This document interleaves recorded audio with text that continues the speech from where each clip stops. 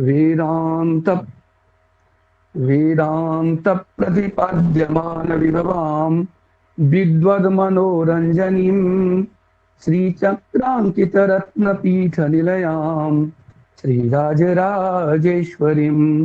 गुरु ब्रह्मा गुरु विष्णु गुरुर्देवो महेश्वरः गुरु साक्षात् परब्रह्म तस्मै श्री गुरुवे नमः। श्री गुरुचरण कमलेभ्यो नमः। पूज्यपाद उपस्थित प्रोफेसर मदन मोहन पाठक जी महोदय के गुरु जी के श्री चरणों में प्रणाम और आप सभी मित्रों का स्वागत। साथ ही आप कार्यक्रम के जो संयोजक हैं उनको बहुत बहुत आभार कि आपने मौका दिया इस विषय पे कुछ चर्चा करने का। दरअसल ज्योतिष शास्त्र की परंपरा बहुत ही प्राचीन परंपरा रही है और हमारे ऋषियों का चिंतन, हमारे महर्षियों का चिंतन पूर्ण वैज्ञानिक है, आज भी पूर्ण वैज्ञानिक है और बहुत ही प्रासंगिक है। क्योंकि शास्त्रकार ही कहते हैं कि वेदास्तावद यज्ञ कर्म प्रवृत्ता यज्ञाः प्रोक्तास्ते तु कालाश्रयेण शास्त्रादस्मात् कालबोधो यतस्यात् वेदांगत्वं ज्योतिषोक्तमस्मात्। वेदास्तावद यज्ञ कर्म प्रवृत्ता, वेद यज्ञ करने के लिए प्रवृत्त करता है। यज्ञ समय पे आश्रित है, सही समय में किया गया कार्य सफल होता है और गलत समय में किया गया कार्य असफल होता है। और ज्योतिष शास्त्र तो काल शास्त्र है और काल ही ईश्वर है इसके। अतः काल की गणना त्रुट्यादि से लेकर के त्रुट्यादि पर्यंत काल कलना मानव प्रवेद प्रवाह आचार्य बतलाए हैं।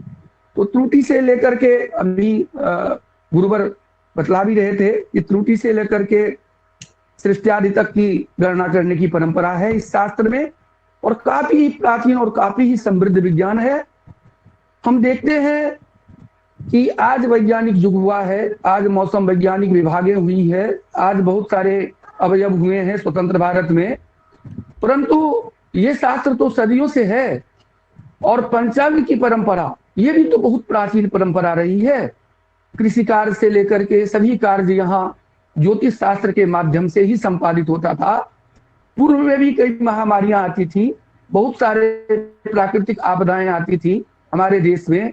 उस समय तो ये इतना वैज्ञानिक युग नहीं था और न वैज्ञानिक थे। तो समझिए कि सबसे प्राचीन, सबसे समृद्ध और सबसे पुराना विज्ञान, सत्य विज्ञान और विज्ञान का आधार ही कहा जाए तो ज्योतिष शास्त्र है, जहां से अंक की गणना ही शुरू हुई है।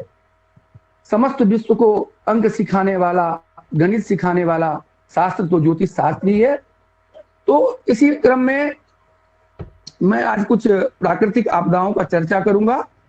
दरअसल सामयिक चर्चा सबसे पहले कर लेते हैं। अभी ये कोरोना रूपी वायरस जो है आक्रांत किया हुआ है, विश्व को आक्रांत किया हुआ है और इसका प्रभाव से समस्त देश, समस्त विश्व प्रभावित है। सभी लोग बहुत चिंतित हैं और क्या होगा नहीं होगा। तो दरअसल देखा जाए हमारे यहाँ की परंपरा कितनी विशिष्ट परंपरा है हमारे ज्योतिष शास्त्र की। हमारे ज्योतिष शास्त्र में विद्वानों के द्वारा, ज्योतिष वैज्ञानिकों के द्वारा प्रतिवर्ष पंचांग का निर्माण किया जाता है और पंचांग के निर्माण में दैवज्ञों द्वारा मासफल, राशिफल आदि वर्णित रहता है। दुर्भाग्य यह है कि हमारे यहाँ समस्त रूप से वो पंचांग का अध्ययन नहीं किया जाता। अगर पंचांगों का ही अध्ययन किया जाए और सरकार एक बार पंचांग को ही देखे तो साल भर में आने वाले कई विपदाओं का ज्ञान, कई आपदाओं का ज्ञान, कई प्राकृतिक दुर्घटनाओं का ज्ञान पंचांग मात्र से ही मिल जाएगा। परंतु स्वतंत्र भारत की विडंबना यह है, इस समय में हमारे वेद वेदांग विषय बहुत ही उपेक्षित हो गया है। अगर सापेक्ष भी है तो एक व्यापार है और बहुत बड़ा व्यापार है, जहां तथ्यपरक बातें नहीं रखी जाती। टीवी के माध्यम से, पेपर के माध्यम से, अन्य माध्यम से ज्योतिष शास्त्र की जो मौलिक बातें हैं, जो मौलिक अवधारणाएं हैं, जो मौलिक सिद्धांत है, उससे हट करके ऐसे ऐसे बातें किया जाता है कि ज्योतिष शास्त्र जो गुरुकुल से चलने वाली शास्त्र है, गुरु परंपरा से चलने वाली शास्त्र है, गुरु के द्वारा प्रदत्त शास्त्र है, ऋषियों के द्वारा प्रदत्त शास्त्र है। ऐसी शास्त्र जो सत्य शास्त्र है, वैज्ञानिक शास्त्र है, इस पे कुठाराघात किया जा रहा है। और जहां तहां कई तरह के स्वयंभू ज्योतिषी लोग आकर के कई तरह की बातें करते हैं, कई तरह के फलादेश करने की परंपरा, कई योग जो जिस योग को ज्योतिष शास्त्र में कहीं पढ़ा नहीं गया, हम लोग तो कहीं नहीं पढ़े, आचार्य किए, कहीं गुरुजियों लोग नहीं पढ़ाए, काल सर्प योग, ये योग वो योग, कितने तरह के योग निर्माण हो गया। खैर ये बात तो अलग है, इसमें कुछ हम लोगों की भी कमी है इस तरह से कि हम लोग प्रतिवाद नहीं करते, हम लोग खंडन नहीं करते, हम लोग मंचासीन नहीं होते। जो भी अफवाहें आती हैं, जो भी कोई बात कहा जाता है, वही सत्य हो जाता। और आजकल ये ट्रेंड चला हुआ है, हर एक चैनल से लेके हर एक अखबार तक सभी देखते ही होंगे। तो सबसे पहले इसके भी इस पर भी विराम लगने की आवश्यकता है। जो मौलिक लोग हैं वो आगे आए और इसको भी रोके, या एक मंच पे आकर के इसका विरोध करें, तभी इस शास्त्र की मर्यादा और परंपरा बचेगी। अन्यथा ज्योतिष शास्त्र को उपेक्षा के दृष्टि से आज के संदर्भ में लोग देखने लगे हैं। खैर ये तो बात है, परंतु आज हम चर्चा करेंगे वर्तमान समय में जो प्राकृतिक आपदाएं हैं उस पर, और भूकंप विषय पे भी चर्चा करेंगे। देखिए, जहां तक हम भारत की कुंडली का विचार करते हैं, स्वतंत्र भारत की कुंडली का, तो भारत के कुंडली में देखा जाए तो वर्तमान में चंद्रमा की दशा लगी है। 6 सितंबर 2025 ईस्वी तक चंद्रमा की दशा चलेगी। और चंद्रमा में शनि की प्रत्यंतर दशा है जो 6/7/2021 ईस्वी तक चलेगी। और देखिए, शनि जो है अभी उत्तराषाढ़ नक्षत्र में संचरण कर रहे हैं, और शनि उत्पातक ग्रह हैं। बराहमिहिर से लेकर के जितने भी आचार्य हुए हैं, शनि को उत्पातक ग्रह माने हैं। अद्भुत सागर लीजिए, अद्भुत दर्पण लीजिए, बृहत संहिता लीजिए, सभी में शनि को उत्पात कारक ग्रह माने हैं। और देखिए, आज के समय में कितने प्रासंगिक और कितने दूरदृष्टा थे हमारे आचार्य।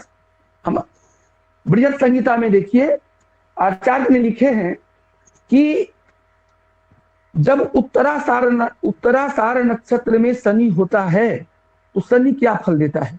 और देखिए वर्तमान समय में ये फल कैसे घट रहा है। बतलाए हैं, विश्वे शरीर पुत्रस्तरन दशारणा निहंति यवनाश्च उज्जयिनी सावरान परिज्ञातिकान कुलिक भोजांश। बराहमिहिर लिखते हैं बृहत संहिता में कि उत्तराषाढ़ नक्षत्र में जब शनि का प्रवेश हो, शनि हो, तो शनि क्या करते हैं, तो शनि जब उत्तराषाढ़ नक्षत्र में विद्यमान होते हैं तो दशारण प्रदेश में निवास करने वाले जनों, यमन लोगों, उज्जैनी प्रांत के लोगों, सावर पारिमात्र अर्थात पर्वतों पर विचरण करने वाले ऐसे लोगों को निहंती, वहां पर उपद्रव करते हैं, पीड़ा देते हैं। और देखा भी जा रहा है कि यवनों का जो स्थिति है वो तो खासकर भारत से बहुत ही खराब स्थिति है। और देखिए, आज आचार्य बराहमिहिर का वचन 5वीं सदी में हुए और आज कितने प्रासंगिक हैं और कितना वैज्ञानिक पूर्ण है। और 5वीं बृहत संहिता में जो वर्णन है आज सद्य घटित हो रहा है और देखा भी जा रहा है। तो शनि उपद्रव के कारक हैं, और शनि मंगल के युति के कारण अगर भारत की गोचर कुंडली देखा जाए तो गोचर कुंडली में शनि उत्तराषाढ़ नक्षत्र में है जो सूर्य की नक्षत्र है, बुध जो है शतभिषा नक्षत्र में है, और चंद्रमा रोहिणी नक्षत्र में है। और ये तीनों का युति देखा जाए तो मंगल, शनि और बृहस्पति ये सप्तम स्थान में है। बृहस्पति भी नीच के हो गए हैं, तो ये उत्पात के कारक हुए। खासकर देखा जाए तो 6 दिसंबर 2019 से ही जब शनि की दशा आरंभ हुआ तो प्राकृतिक उत्पात का योग हुआ। और खासकर देखा जाए तो सभी पंचांगकारों ने जो मास फल लिखते हैं उसमें चैत्र मास का फल देखा जाए, उसमें स्पष्ट रूप से हमारे वैज्ञानिक पंचांगकारों ने लिखे हैं कि चैत्र मास में महामारी आएगा, स्तब्ध हो जाएगा और सारे लोग परेशान हो जाएंगे। और इस वर्ष जो ग्रहण लगा था 26 दिसंबर को, ये ग्रहण जो था वो मूल नक्षत्र धनु राशि में लगा हुआ था, धनु राशि मूल नक्षत्र में। और सूर्य भी धनु राशि में जब होते हैं सूर्य, तो कहा गया है गुरु क्षेत्र गतो भानु, भानु क्षेत्र गतो गुरु, गुरुवादित्य से विज्ञेयो गर्हिता सर्वकर्मशु। जब गुरु क्षेत्र में सूर्य चले जाए, सूर्य के क्षेत्र में गुरु चले आए, तो गुरुवादित्य योग में सभी कार्य गर्हित हो जाता है, सब रुक जाता है, चक्का रुक जाता है। तो देखिए ये चैत के महीना में भी मीन राशि में सूर्य का संचरण होता है। सूर्य मीन राशि में थे और मीन राशि के सूर्य ने गर्हिता सर्वकर्मशु, सारे कार्यों को गर्हित कर दिए, सभी रुक गया, ट्रेन यान मोटर यान सब कुछ, सब घर में चले गए। तो कितना प्रासंगिक और कितना वैज्ञानिक बातें हैं हमारे ज्योतिष शास्त्र में, हमारे आचार्यों ने बतलाए हैं। इसको इस तरह से देखने पर, घटित होने पर, क्षमा चाहेंगे कुछ कारण से बीच में हट जाते हैं। तो कितने प्रासंगिक बातें हैं। और आज ये देखने को मिल रहा है कि गुरुवादित्य योग का, शनि मंगल के युति का, क्योंकि शनि जो है उत्पात के कारक, मंगल पृथ्वी के कारक, जब भी शनि मंगल का युति होता है तो पृथ्वी भी चलता है, भूकंप भी होता है। आप प्रायः देख ले, मैंने अध्ययन किया है बहुत सारे भूकंप आदि का, तो इसमें जो है ना खासकर देखा जाए तो कुर्म चक्र जो है, कुर्म चक्र का बहुत विधान है, कुर्म चक्र का बहुत विशिष्ट महत्व है। तो पहले हम लोग सुनते भी थे, पहले बता दें पृथ्वी किस पर है, तो पृथ्वी कछुआ पे है, जानते नहीं थे कि पृथ्वी कछुआ पे है। भाई कैसे पृथ्वी कछुआ पे है?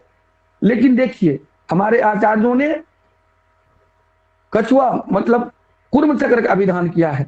और ये कुर्म चक्र कैसा, इसको गृह कुर्म बना ले, इसको नगर कुर्म बना लें, इसको राज्य कुर्म बना लें, इसको राष्ट्र कुर्म बना लें, इसको विश्व कुर्म बना लें, इसको ब्रह्मांड कुर्म बना लें।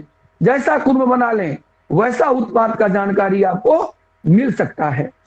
तो मैंने जो शोध किया भूकंप पे, और अभी जो भूकंप आया दिल्ली में या झारखंड में आया था, 19 तारीख को कुछ पत्रकार बंधु हमारे पास आए थे कोरोना को लेकर के, ज्योतिषी गणित ज्योतिषी ग्रहचार पूछने के लिए। मैंने उन्हें बताया था कि देखिए 9 मई तक जो ग्रह स्थिति है वो बहुत अच्छा नहीं है। 9 मई तक पृथ्वी डोलने का भी योग है, हो सकता है भूकंप भी हो, और इसका केंद्र उत्तराखंड हो, नेपाल हो, पाकिस्तान हो, ऐसा केंद्र भी होने का योग दिखता है। और अभी देखा मैंने कि दिल्ली में भी भूकंप आया, बहुत तीव्र नहीं आया, भगवान करे तीव्र आए भी नहीं। एक तो लॉकडाउन, ऊपर से भूकंप, बहुत ही मुश्किल हो जाएगा। ये तो ईश्वर की कृपा है, क्योंकि ये तो देश ही है, ईश्वरवादी देश है। यहाँ कृष्ण का अवतार हुआ है, राम का अवतार हुआ है, भगवान शिव यहाँ विराजते हैं। तो यहाँ इस देश का रक्षा तो ईश्वर ही करते हैं, तो तीव्रतर ना हो। परंतु भूकंप तो आया, ग्रह का योग तो घटित हुआ। 19 मार्च को ये भविष्यवाणी मैंने किया था। ऐसे कई भविष्यवाणी पूर्व में मैं किया हूं। मैंने सबसे पहले काशी हिंदू विश्वविद्यालय में अखिल भारतीय ज्योतिष सम्मेलन में अपना शोध पत्र पढ़ा था 2015 ईस्वी में। वहां जो भविष्यवाणी किया, वो जो अवधि था उस अवधि में भूकंप आया, और बहुत तीव्रतर भूकंप आया 2015 में। उसके बाद इसी विषय को लेकर के कामेश्वर सिंह दरभंगा संस्कृत विश्वविद्यालय में नेट टीम के समक्ष मुझे अवसर मिला, और मैं वहां भूकंप विषय पर व्याख्यान दिया। और वहां भी व्याख्यान देने के बाद मैंने भविष्यवाणी की, और जो भविष्यवाणी किया उस अवधि में ही पुनः भूकंप आया। तीसरा, फिर मैंने एक प्रेस कॉन्फ्रेंस किया और सरकार से मांग की कि एक शोध केंद्र दिया जाए जिसमें ज्योतिष शास्त्र के आधार पर, आप देख लीजिए, मौसम वैज्ञानिक की भविष्यवाणी मिला लीजिए और हमारे पंचांगकार की वर्षा की भविष्यवाणी मिला दीजिए। आज भी 80% हमारे पंचांगकारों की भविष्यवाणी वर्षा के विषय में सत्य होता है, और मौसम वैज्ञानिकों का भविष्यवाणी मिला लीजिए, पेपर में नित्य आता है, और देख लीजिए कि कितना % उनकी भविष्यवाणी सत्य होती है। इतना समृद्ध हमारा विज्ञान है, परंतु उपेक्षित है, इसकी व्यवस्था नहीं है। और पुनः ये जब ये शोध मैंने किया, उसके बाद शोध पत्र है मेरे पास, तो मैंने राष्ट्रीय संस्कृत संस्थान में प्रोजेक्ट के लिए अप्लाई किया। तो वहां से आया कि बिहार सरकार से फॉरवर्डिंग करा करके भेजना होगा। मैंने यहाँ के शिक्षा मंत्रालय से फॉरवर्डिंग करा करके भी भेजा, परंतु कुछ विडंबना हुई, क्या हुआ नहीं हुआ मुझे ज्ञात नहीं, ये प्रोजेक्ट मुझे मिला नहीं। अगर टीम वर्क करके इस पर कार्य किया जाए तो पूर्णतः पूर्वानुमान कर सरकार को दिया जा सकता है और भूकंप जैसे गंभीर प्राकृतिक आपदा को ज्योतिष शास्त्र के माध्यम से जाना जा सकता है। और इसके कई भविष्यवाणियां की है, जो भविष्यवाणियां सत्य प्रतीत हुई है और शास्त्रोचित भी है। इसके कारक ग्रह को जो होते हैं उसका निर्धारण हो चुका है, कैसे क्षेत्र निर्धारण होता है उसका निर्धारण हो चुका है। परंतु आवश्यकता है आज के दिन में कि एक टीम वर्क हो और टीम वर्क करके अगर इस पर कार्य किया जाए और दिशा निर्देशित करके जो मैंने पाया है उस पर सब लोग मिल करके अगर हम लोग काम करें तो भूकंप जैसे गंभीर प्राकृतिक आपदा को हमारे जो आचार्यों का वचन है, भारतीय ज्योतिष शास्त्र प्राचीन वैज्ञानिक परंपरा है। वेदांग ज्योतिष से लेकर ब्रह्मगुप्त, आर्यभट्ट, बराहमीर आदि आचार्यों के प्राकृतिक आपदाओं का भौगोलिक एवं खगोलीय कारणों का प्रतिपादन कर उनके पूर्वानुमान पर अपना अपना मंतव्य दिया है। ये इससे तो सर्वविज्ञ ही है। ये मंतव्य उनके द्वारा तथा उनके पूर्ववर्ती खगोल शास्त्रियों का प्रेक्षण के आधार पर निर्धारित किए गए सिद्धांतों पर आधारित होते हैं, जिनका उल्लेख इन ज्योतिषियों ने अपने ग्रंथों में किया है। उनके द्वारा वर्णित कुर्म चक्र वस्तुतः बृहत्तर भारत का मानचित्र है, जिसे पूर्वानुमान कर सावधान रहने का उल्लेख किया है। साथ ही ज्योतिष ग्रंथों में अनेक लक्षण जैसे सांप का बिल से निकल जाना, कुत्ते का भौंकना आदि जीव जंतुओं का व्यवहार परिवर्तन, भूकंप की संभावना को व्यक्त करते हैं। विशेष रूप से ज्योतिषियों ने ग्रहों, नक्षत्रों, खगोलीय स्थिति,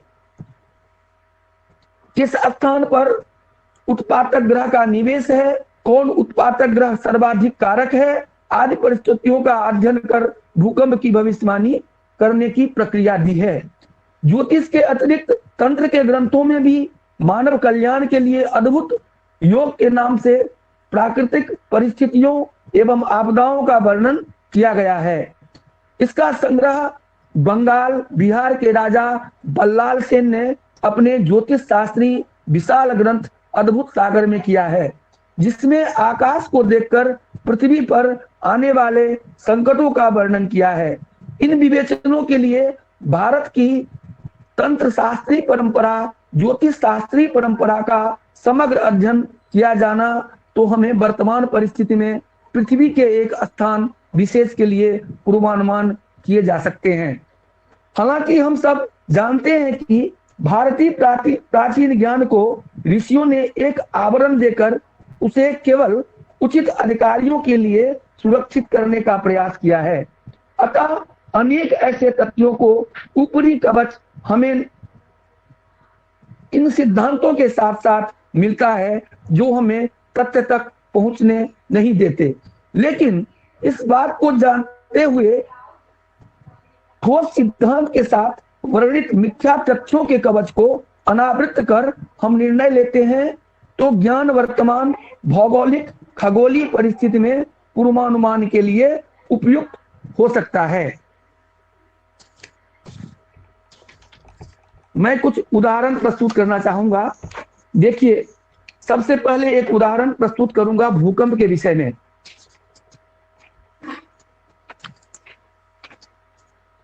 बहुत सारे विषय हैं इसमें बोलने के लिए, परंतु इतना समय यहाँ पर नहीं है। आगे मैं इस ग्रुप पे बहुत सारी बातें चैट के मतलब माध्यम से डाल देंगे। इस सिद्धांत के आधार पर हम 15 जनवरी 1934 जो नेपाल में भूकंप आया था, बहुत विनाशकारी भूकंप था, समस्त भारत को याद है ये भूकंप, और हम लोग भी प्राचीन लोगों से सुने हैं 1934 में बहुत जबरदस्त भूकंप आया था। अगर इस भूकंप पे समय पर इस भूकंप का गोचरी कुंडली देखें तो सूर्य, मंगल, शनि एवं राहु एक राशि में अवस्थित थे तथा केतु पूर्ण दृष्टि थी। शनि शतभिखा नक्षत्र में तृतीय चरण में थे। सूर्य की महादशा में मंगल की अंतर्दशा थी। इस स्थिति को इस प्रकार से दिखाया जा सकता है।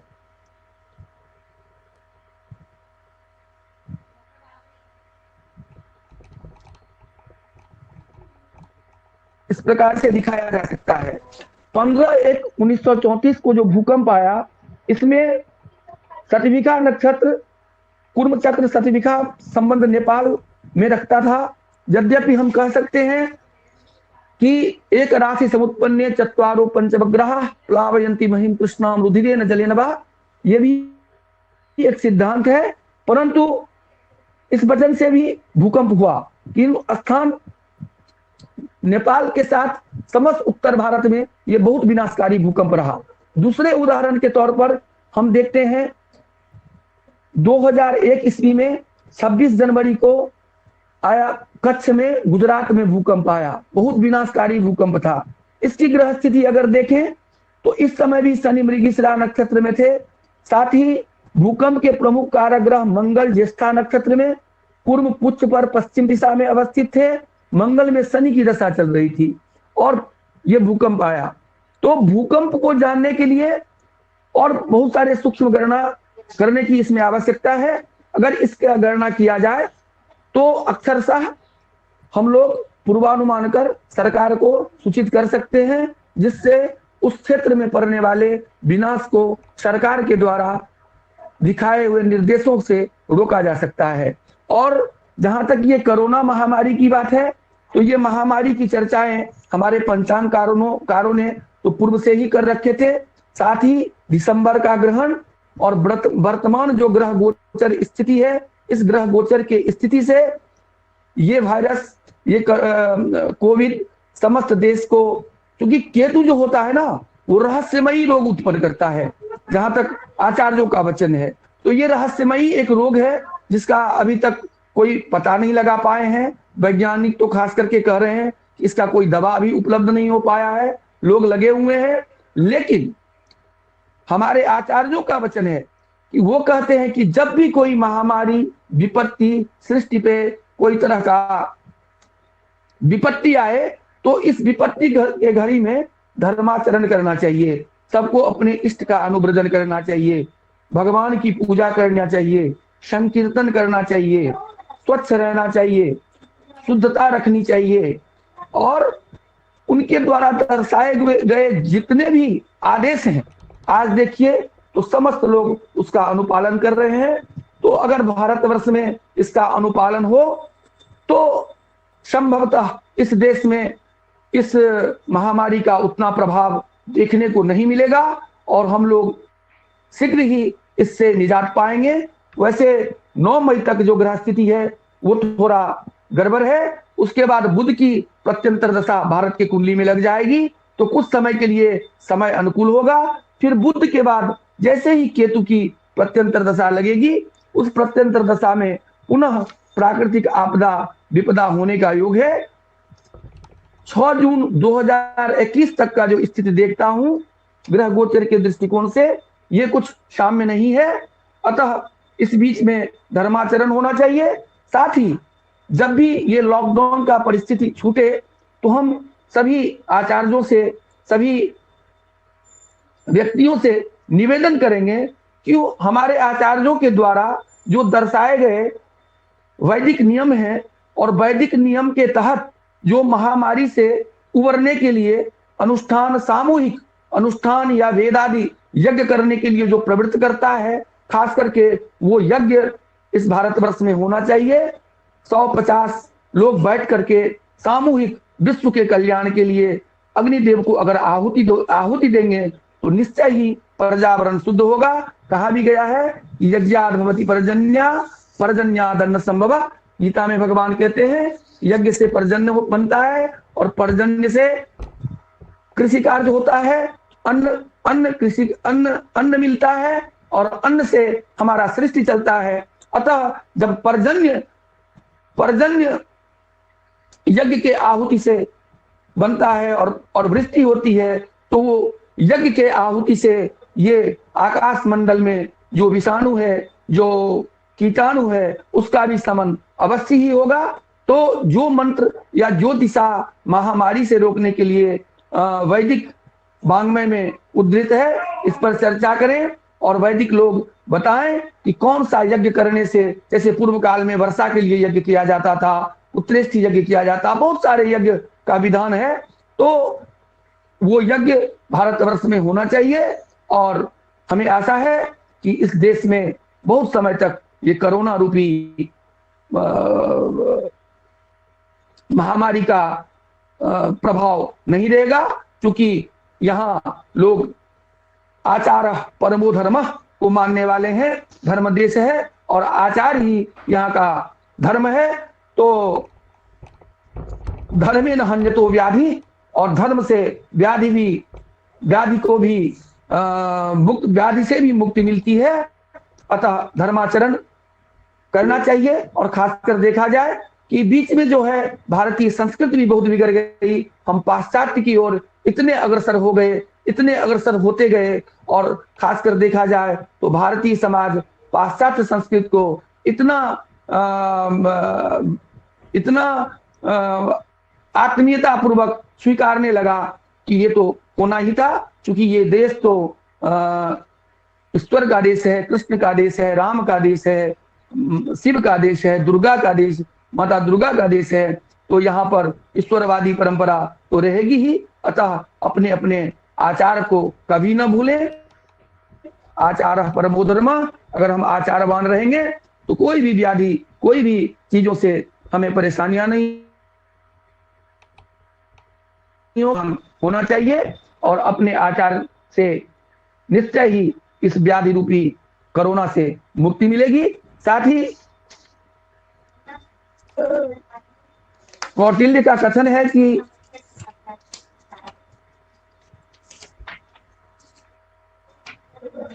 क्षमा चाहेंगे,